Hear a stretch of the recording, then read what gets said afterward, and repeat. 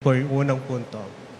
Pangalawa po, gusto ko po ring announce na bunga rin po ng aking kwentuhan kay Mama at kay Papa ngayong hapon na isa sa mga pangarap po ni Bobet ay matutupad.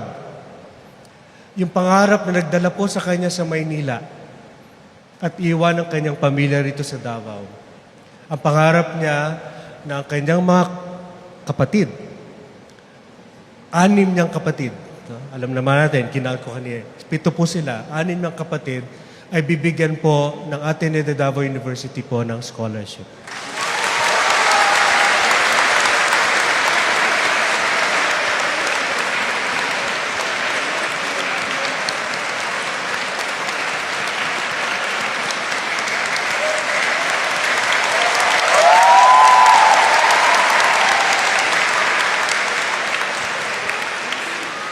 Handa rin pong tumulong ibang Ateneo tulad ng Xavier University sa Cagayan de Oro. Pero sabi po ni Mama, dito na lang po sa Davao, mas malapit po sa Agusan.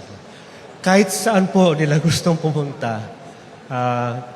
Kuya, di ba? Sabi ko sa iyo, kung gusto mo another course after criminology. Yeah. So tuloy po natin ang pagdarasal sa pamilya po ni Bobet. Parang pangarap po ni Bobet sa kanyang pamilya ay matupad.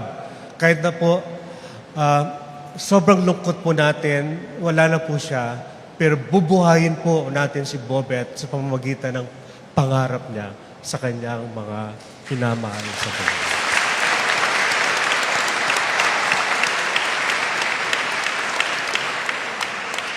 Daghang salamat po sa tanan.